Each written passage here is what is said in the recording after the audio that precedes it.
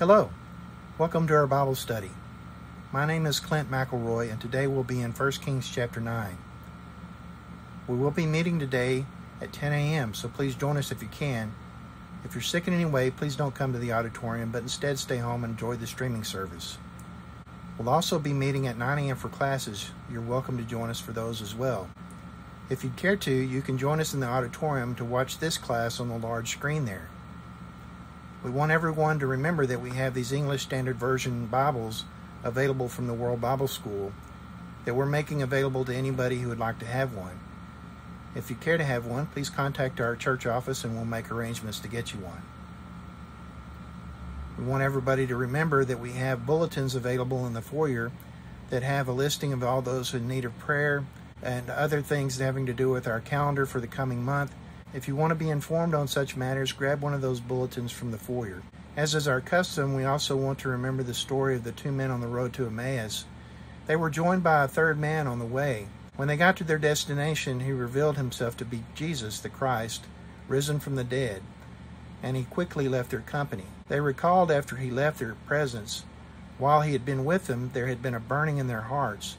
It's the burning that they had in their hearts that we hope to kindle in our own hearts as we draw closer to the Lord through a study of His Word. We also want to remember the admonitions of Leviticus chapter 19, to be holy for the Lord our God is holy, and we want to remember the stories of Rehoboam, Jeroboam, and the prophet that came to Jeroboam. We'll be studying the stories of Rehoboam and Jeroboam in short order, so I'll forego retelling them at this moment. But it is important, I do believe, to mention the story of the prophet that came to Jeroboam, who, upon executing those things that the Lord had commanded him to do and telling Jeroboam that he was sinning, started on his way home. The last thing that the Lord had told him to do was go home. And he was met in the way by another prophet, a prophet from Israel, who knew of his presence there and wanted the honor of his company. And he came to him and told him a lie, told him that the Lord had told him that this man should stop and have a meal with him before continuing on his journey. Well, the first prophet believed that second prophet and sat down to eat with him, and the Lord required his life because of that. He was met in the way, leaving that place, by a lion and killed. It's a terrible story. It's a story that troubles me greatly because the person that we would equate with the fault here, the second prophet who told him a lie, was not held accountable in this story. It was the first prophet who believed the lie that was held accountable. And of course, this is a reflection of the situation between Jeroboam and the people of Israel. Jeroboam was doing something that was going to lead the people of Israel into sin for some time to come, and the people of Israel acquiesced. They did exactly what Jeroboam wanted them to do. They began disobeying God in order to do something more convenient for Jeroboam, and this was a terrible, terrible thing. But to me, it's also a warning to us as we approach the Lord. When we study and understand His Word, we have an obligation to obey it and abide by it and abide in it. We cannot vary from it. We cannot add to it or take away from it. We cannot justify ourselves by our own interpretations of it. We have to look to what it says and do what it says. And this can be very difficult. Of course, there are many who are trying to tell you what to believe. You could even say that this lesson is my attempt to try to force my beliefs on you. That's not my goal. My goal is to get you to read the passage, to come to the Lord in a desire to understand what's written there, and then follow what's written there.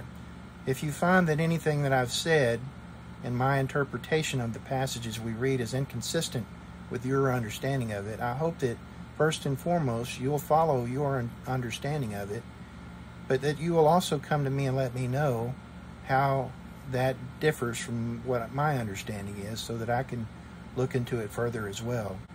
It's important to me that I not lead you astray. It's also important that I not lead myself astray. So I hope that you'll share that information with me if that's the way you feel about something I've said. We'll be studying out of 1 Kings chapter 9 today. This material corresponds to material out of 2 Chronicles chapter 7 and chapters 8. I hope you'll go with me now as we enter into this study, and I hope you'll be encouraged by what we find there.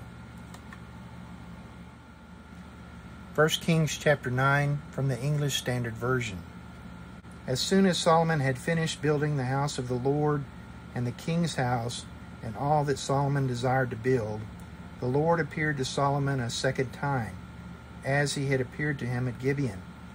And the Lord said to him, I have heard your prayer and your plea, which you have made before me.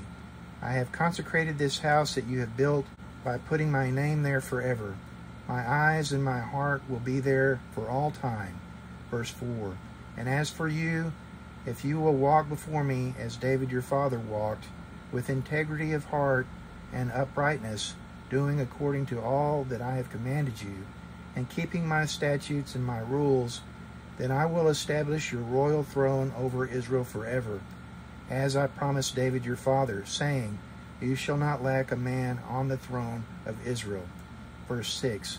But if you turn aside from following me, you or your children, and do not keep my commandments and my statutes that I have set before you, but go and serve other gods and worship them, then I will cut off Israel from the land that I have given them, and the house that I have consecrated for my name I will cast out of my sight, and Israel will become a proverb and a byword among all people. And this house will become a heap of ruins. Everyone passing by it will be astonished and will hiss, and they will say, Why has the Lord done thus to this land and to this house? Verse 9. And they will say, Because they abandoned the Lord their God, who brought their fathers out of the land of Egypt, and laid hold on other gods, and worshipped them and served them. Therefore the Lord has brought all this disaster on them. Verse 10. At the end of 20 years, in which Solomon had built the two houses, the house of the Lord and the king's house, and Hiram king of Tyre had supplied Solomon with cedar and cypress timber and gold, as much as he desired, King Solomon gave to Hiram 20 cities in the land of Galilee. Verse 12. But when Hiram came from Tyre to see the cities that Solomon had given him, they did not please him. Therefore he said, What kind of cities are these that you have given me, my brother? So they are called the land of Kabul to this day. Hiram had sent to the king 120 talents of gold. Verse 15. And this is the account of the forced labor that King Solomon drafted to build the house of the Lord, and his own house, and the Millo, and the wall of Jerusalem, and Hazor, and Megiddo, and Gezer. Verse 16. Pharaoh king of Egypt had gone up and captured Gezer and burned it with fire, and had killed the Canaanites who lived in the city, and had given it as dowry to his daughter, Solomon's wife. So Solomon rebuilt Gezer, and lower Beth Horon, and Baalath, and Tamar, in the wilderness in the land of Judah. Verse 19.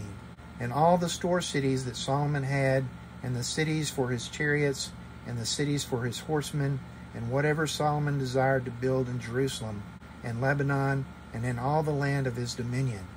All the people who were left of the Amorites, the Hittites, the Perizzites, the Hivites, and the Jebusites, who were not of the people of Israel, their descendants who were left after them in the land, whom the people of Israel were unable to devote to destruction, these Solomon drafted to be slaves, and so they are to this day. Verse 22.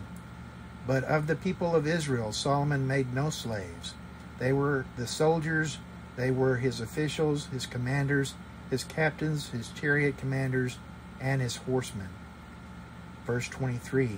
These were the chief officers who were over Solomon's work, 550, who had charge of the people who carried on the work. Verse 24. But Pharaoh's daughter went up from the city of David to her own house that Solomon had built for her. Then he built the Millo. Verse 25. 3 times a year Solomon used to offer up burnt offerings and peace offerings on the altar that he built to the Lord, making offerings with it before the Lord. So he finished the house. Verse 26. King Solomon built a fleet of ships at Ezion-Geber, which is near Elath, on the shore of the Red Sea, in the land of Edom. And Hiram sent with the fleet his servants, seamen who were familiar with the sea, together with the servants of Solomon. And they went to Ophir and brought from there gold, 420 talents, and they brought it to King Solomon. Okay, So again, last time we reviewed material from chapters 7 and 8, having read the chapter 8 separately from the lesson plan. So we won't review that necessarily again today.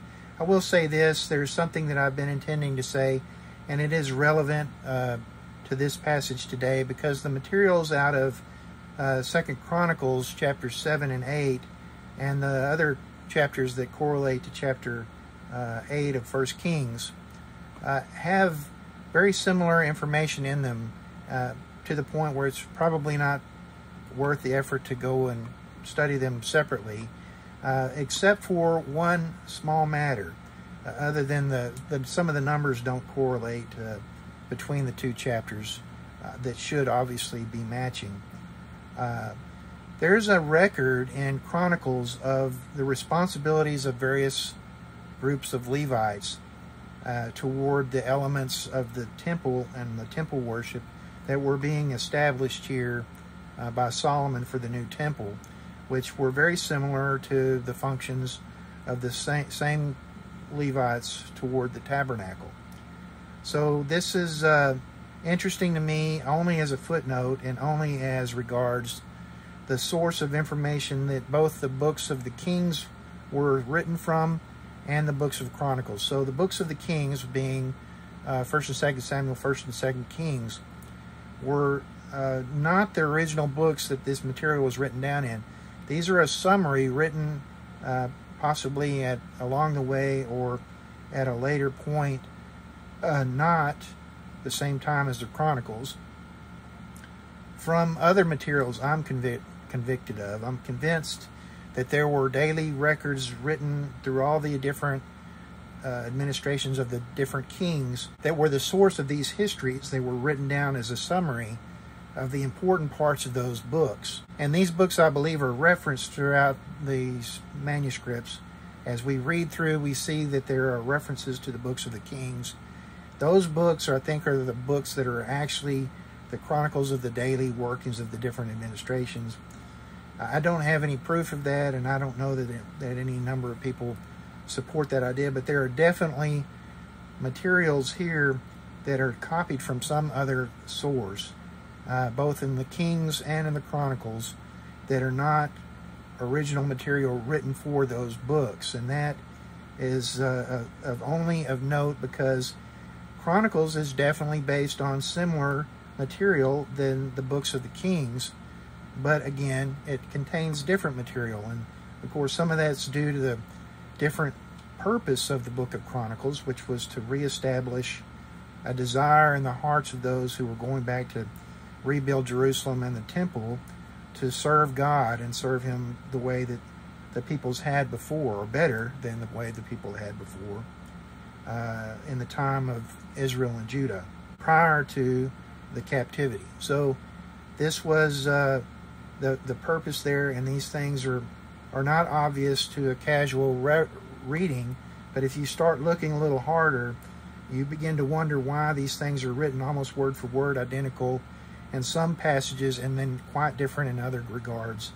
And in other places there are details in the later books. The books of Chronicles are of course written later, and they would have had opportunity to correct mistakes in the original materials and refer to sources that the original materials did not have available to refer to, which would have made them more reliable for some information, even though they were second-hand and not first-hand accounts. Well, in fact, the books of the Kings are not first-hand accounts either, though they're written from an earlier point closer to the first-hand accounts. These are not necessarily first-hand accounts. So when we read things like these slaves that existed in chapter 9, continuing to be slaves even into this day, well, that's not modern day. That's not the time of the person who's reading it. It's the time of the person who's writing that particular record. And that record was written at a different time than the reference material that he's referring to write that passage from. So that person who wrote that part of 1 Kings chapter 9 was referring to another book, and he's making that comment to establish that even at the point that they're writing this down again, these same peoples are still slaves of the people of Israel to serve them and their purposes. So this is an interesting thing that can easily be lost by the wayside without giving some consideration to these things. And again, it's not that important. It's just something that bugs me about the books of the Kings and the Chronicles. They're history books, and they're just like, in many ways, our own history books. They are written as if they're first-hand information, but they're really second and third-hand information, written down as summaries of more closely origined materials. And there's nothing wrong with that. They're still inspired. But if you see inconsistencies, it's not to be discounted. The material's not to be discounted because there are inconsistencies. The people who wrote the more current material probably had better reference material on those quantities and corrected errors that they found in the original records when they were writing the second accounting. And that's just the same thing we do. When we take the manuscripts that we used for translations and we find that they are in accord with older materials that we've also found since the last time the translations have made, we are fine. When we go and find that they're inconsistent, we go with the older material as the better, more accurate information for the source information. And we may correct things that we find in the later record. That's understandable, and my only gripe with that is sometimes we make corrections to things that people have put to heart and memory that are no longer then in the passage, or they either leave it out of the passage directly and put it in a footnote, or they don't even put it in there at all. That bugs me to no end.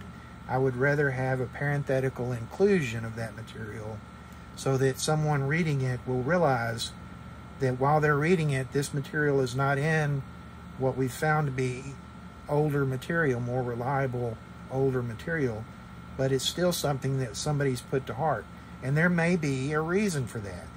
So just because we find some material in an older manuscript does not mean that it's missing from an older manuscript, does not mean that it doesn't belong there. There could be a reason why people translating this or writing it down at a later point included something that is genuine and legitimate, and we need to keep that in mind. It might not be explained, but it may be legitimate. Having said all of that, yet again, I apologize for that little soapbox point.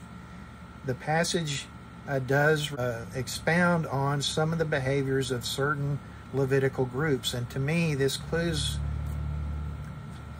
us in on the origins of some of that material. To me, this is an indicator that the material comes from the records of those particular groups, of a particular group of Levites who were keeping that information apart from the regular common materials, and that they had their materials used as the source materials in Chronicles that may not have been available for the people who wrote Kings at the much, much earlier date.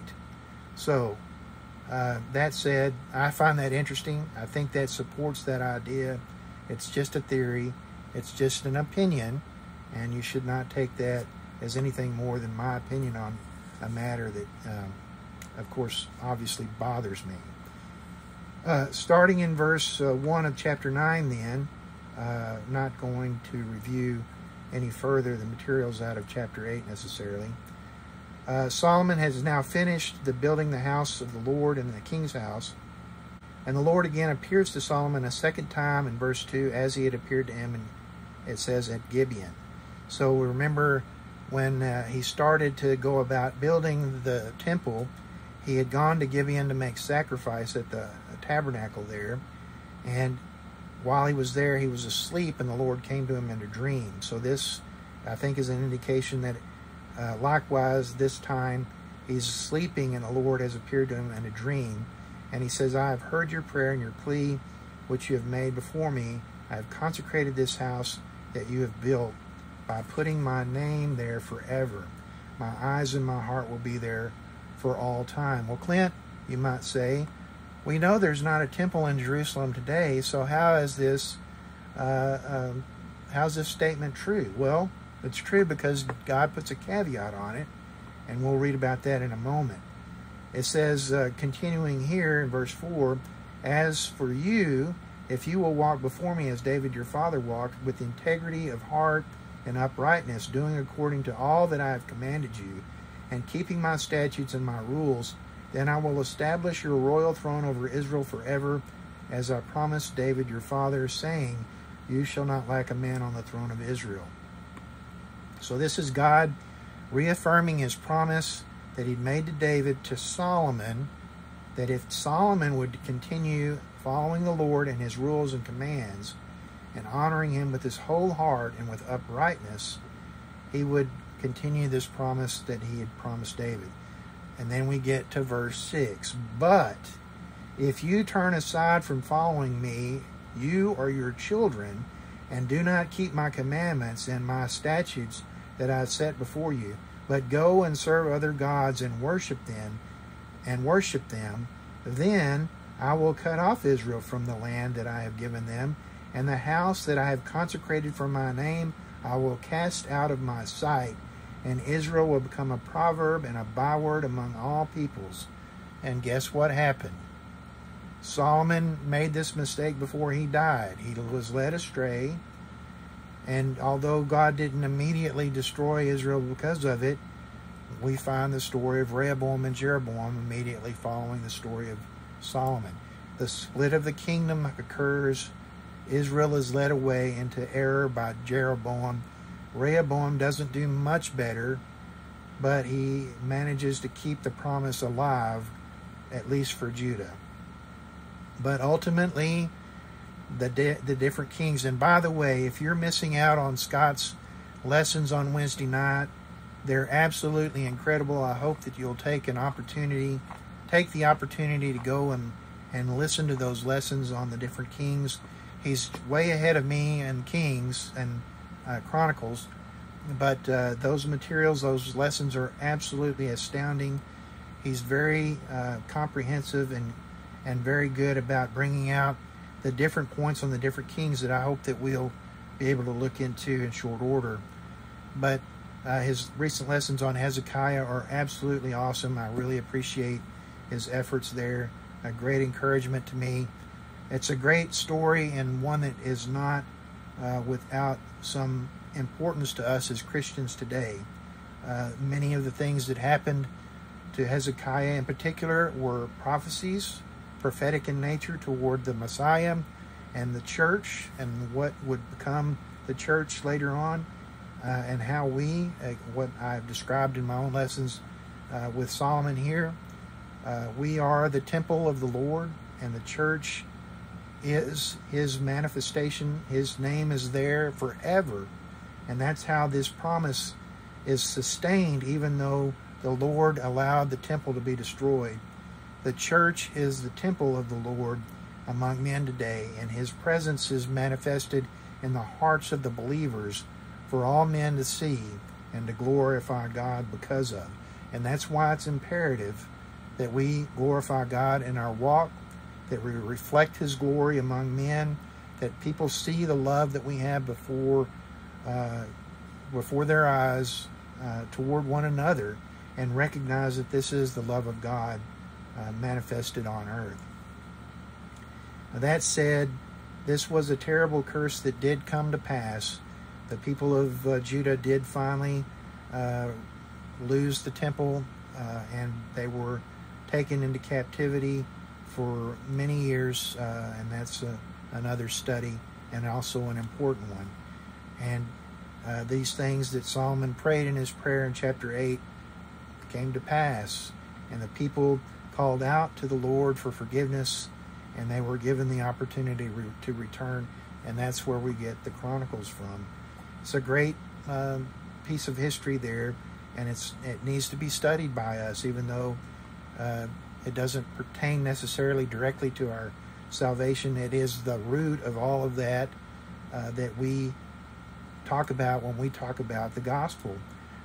The ability to hear, repent, believe, and confess the name of the Lord, and be baptized into his name, and be put into his church by the Lord is all rooted in the establishment of the kingdom and the kingdom's manifestations, the temple and the and the Ark of the Covenant and the altar and the way that the sacrifices were made were all a dim reflection of what was to come in the life and the sacrifice of Jesus Christ our Lord.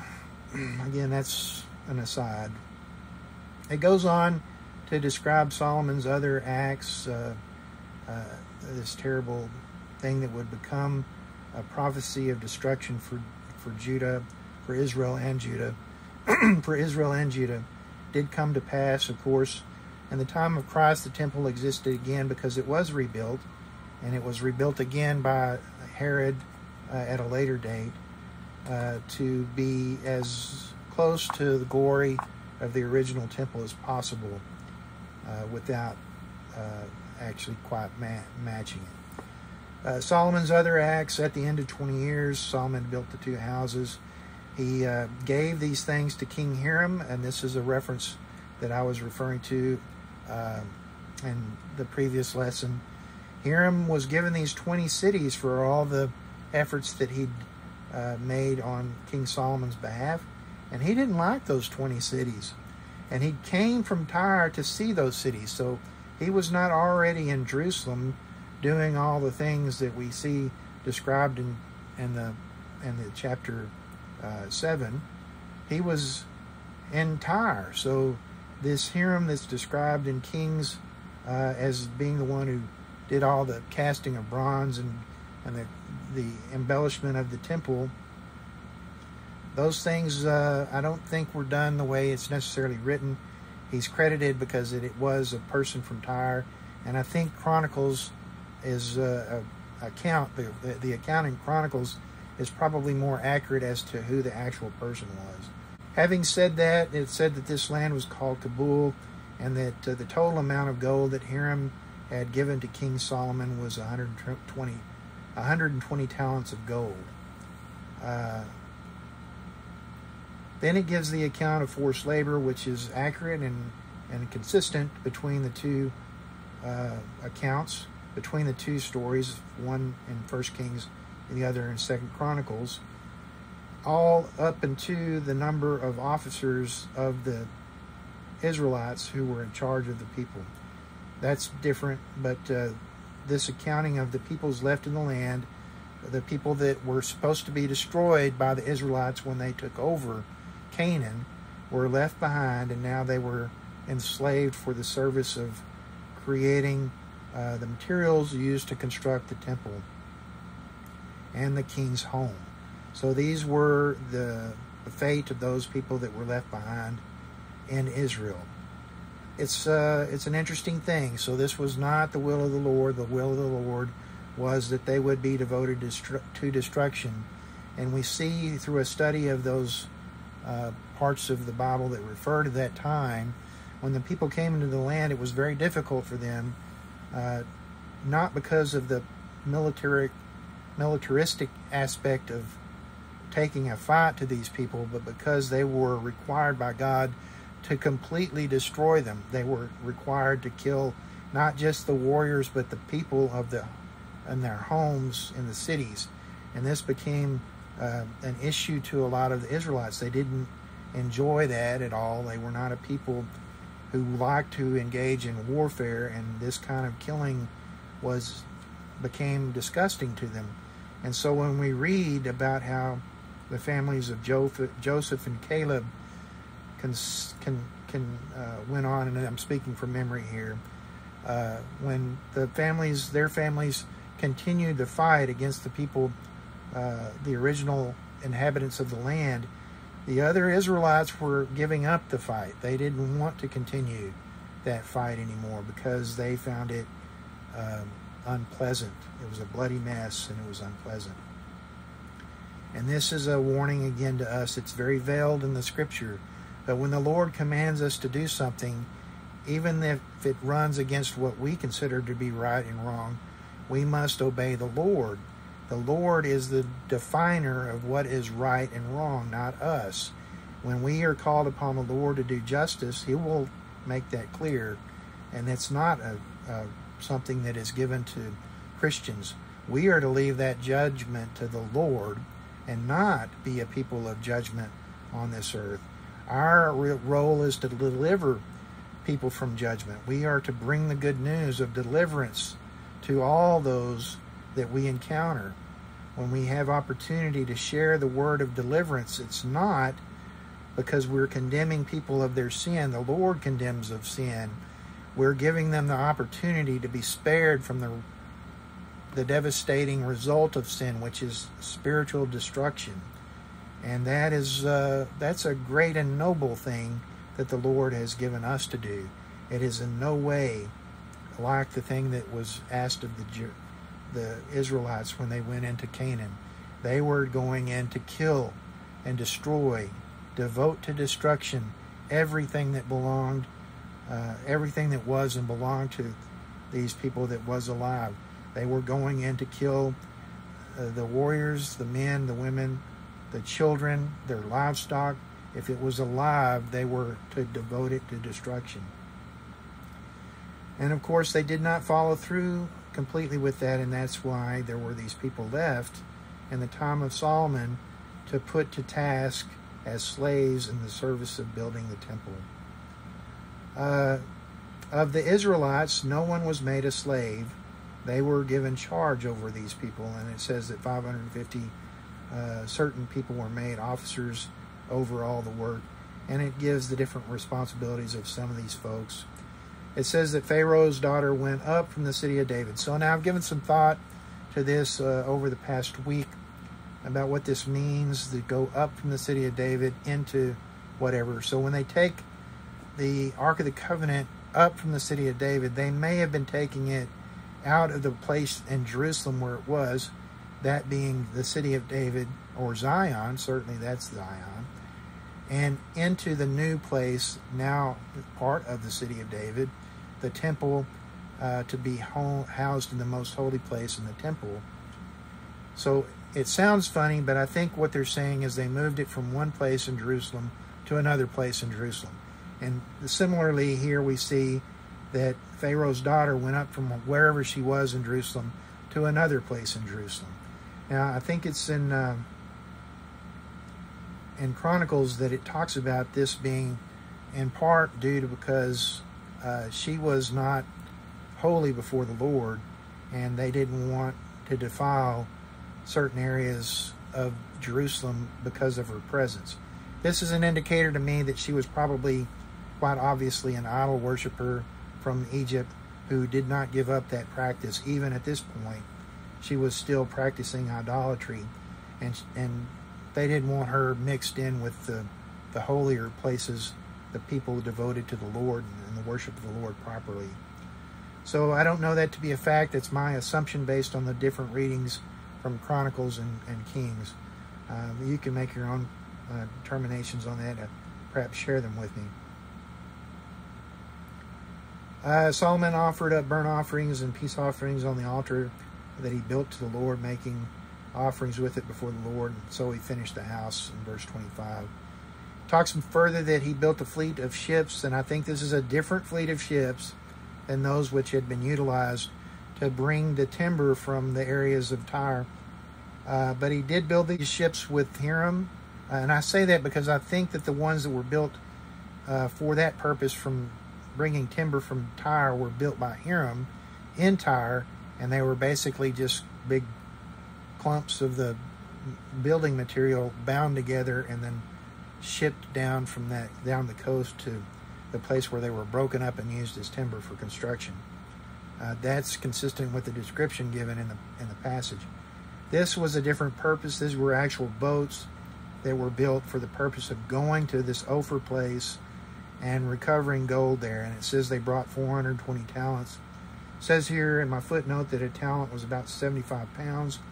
So this is quite a mass of gold to be hauling around on a boat. And of note, it's far greater than the amount of gold that King Hiram had given to King Solomon, 420. And again, this number is different in Chronicles at 450 talents in Chronicles. So these are things that I found of note here in chapter 9. So we will continue in to chapter 10 next time, Lord willing. And I hope you found a word of encouragement in today's lesson. I've expounded more than once about different things that were not necessarily part of the passage. And I hope you found a word of encouragement there as well, but do remember that these things are in part my opinion, and I hope that you will find them to be true. And again, if you don't, please come to me and let me know. We will be meeting today at 10 a.m., so please join us if you can. Hope to see you there. If you're sick in any way, please don't come to the auditorium, but instead stay home and enjoy the streaming service. God bless. Have a great week.